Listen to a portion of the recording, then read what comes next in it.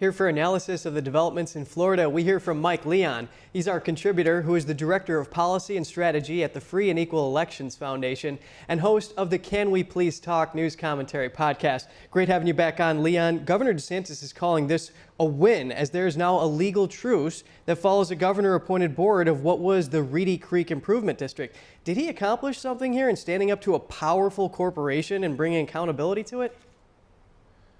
Hey, Kevin, good morning. Good to see you first and foremost. This settlement is making shockwaves down here in the state. And obviously, all of this during DeSantis's run as president, as short as it was at the center of this, him fighting against the Disney Corporation. And, again, people down here in the state were very opposed to it just because of what Disney's impact is to the economy here, right? There's 263,000 jobs that are created down here in the state of Florida, thanks to Disney, 82,000 or so employees in the state. And so, the battles that were going back and forth, I'm glad to see that it got resolved. And I think all of it was a little bit, I think the governor would admit, a little bit of political posturing, but I do think that he was able to accomplish something, and they were able to keep now Disney not only in the state, but also creating more jobs. As mentioned there in that package, there's going to be some more jobs that are going to be created off of this because they're going to build some more land development that the theme park is going to use to continue to compete with Universal over there in Central Florida.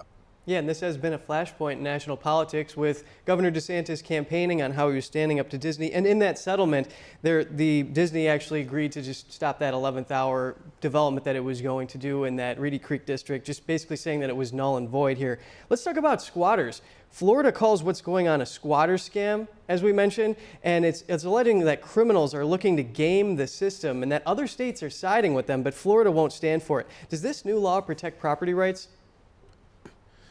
Well, I'm glad. Let me tell you something. I'll give DeSantis a lot of credit here for this because this HB 621 bill is something that we should all be on the side of, because there's no reason that squatters should have any rights in any state. We've seen some instances, and the governor kind of alluded to it in his press conference yesterday, of some of the things that have happened in New York. There was a recent woman that was killed at age 52 that she was going to set up the apartment for a family friend to live in, and she ended up getting killed by squatters who were living there illegally. So this bill, again, at the core of it, it's not about, landlord-tenant dispute or tenants that have lived there or have left stuff there in the property. This is to get rid of people that are illegally squatting. We've had a couple instances here in the state of Florida where somebody lived in $1 million home with the owner's clothes on, and the owner, couldn't call the police on this person, because that's what this bill is going to address. It's going to get folks that are illegally living in an occupation that is not theirs out of it. And I want to give DeSantis a lot of credit for this bill, because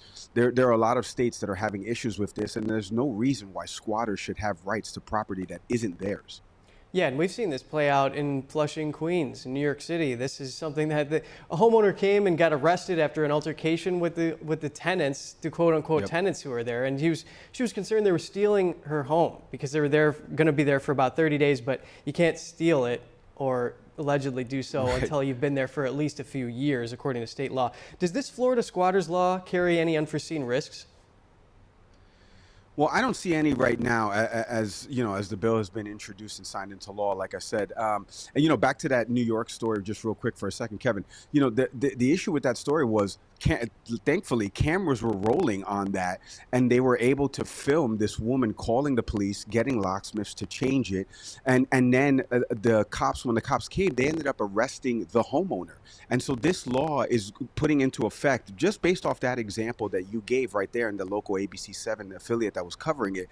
This law will protect that homeowner to be able to get the sheriff involved and remove that person off, because she had documentation proving that this was her apartment and that they had no contract with the landlord, and they weren't able to prove that they lived there for years. So I don't see any foreseen risk right now. According to Florida law, this has been overwhelmingly supported. There's a majority of Republicans in the legislature that have supported this, and Democrats as well too here in the state. So I don't see any unforeseen risk right now with the bill.